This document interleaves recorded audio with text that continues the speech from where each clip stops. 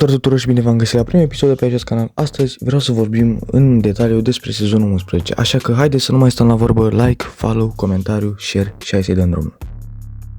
Frumos cu interfața nouă, adică cred că ați văzut și pe Facebook, au postat și pe Discord, au postat pe toate serverele canalele lor că vor schimba interfața în lobby-uri. Bă, mie mi se pare o chestie tare, vor face exact ca în CS2, care, bă, mi se pare o chestie super șmecheră, adică pentru cei care nu au calculator sau PC, pot să joace pe telefon, adică, na, e mișto.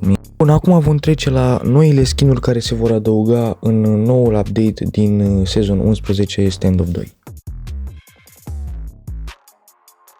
Bun, deci începem cu acest bundle care mie mi se pare că va costa undeva la, să zicem, 150 de lei cu totul și cuțitul va fi ceva puțin mai scump, eu așa zic, părerea mea. Hai să trecem la o piesă de rezistență ca lumea, hai să trecem la acest Deagle. Bă, Deagle ăsta mie îmi place foarte mult și cred că va fi în jur de 500-700 de gold pentru că, bă, este foarte, foarte tare, adică mie îmi place și eu l-aș cumpăra personal. Despre acest MP7 nu prea am ce să vorbesc, seamănă cu skin-ul acela de pe AK și mai mult de 200 de gold nu cred că va fi, nu este unul dintre cele mai frumoase skin-uri, dar mie îmi place și, na, e frumos. Acum trecem la un skin puțin mai serios care mie personal mi-a atras atenția și asta cred că va fi piesa de rezistență a update-ului. Deci cred că acest AK va costa undeva la 300 de lei, eu așa zic, în bundle de 1500 de bucăți AK. Deci, băi, și cred că va fi cu StatTrak, deci e ideal, este foarte șmecher. Nu știu, deci mie mi-a atras atenția cel mai mult și părerea mea este cel mai frumos skin în acest update. Acum trecem la un skin pe M4A1 care mie personal nu prea îmi place acest model și cred că mai mult de 700-800 de gold nu va costa, adică nu este ceva așa de wow, seamănă mai mișto este acolo Treasure Hunt-ul care de exemplu este 1000 de gold, deci ăsta cred că va fi undeva la 600-700 de gold.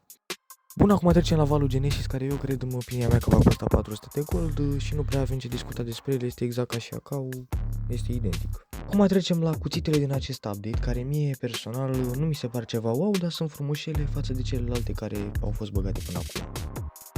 Bun, deci avem acest scorpion despre care nu prea am ce să spun și cred că va costa undeva la 700 de gold, mai mult nu va sări pentru că, na, e ceva simpluț, ceva, nu e ceva nou și părerea mea că este ok ca skin, doar că nu va sări de 700 de gold. Acum trecem la acest flip care eu zic că este foarte mișto și va costa undeva la 2000 de gold deoarece este un skin unic față de restul flipurilor și cred că va costa undeva, să zicem, la 1200 de gold, 2000 de gold, pe acolo oricum.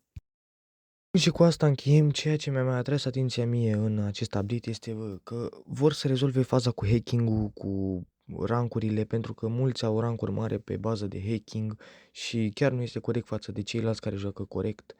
Așa că ei vor să încerce să elimine toți hackerii și toate rapoartele să fie verificate în timp cel mai scurt. Cei care ați urmat până la final, mulțumesc frumos pentru vizionare, nu uitați de like, follow, comentariu, share și ne auzim altă dată. Vă pup, Joker!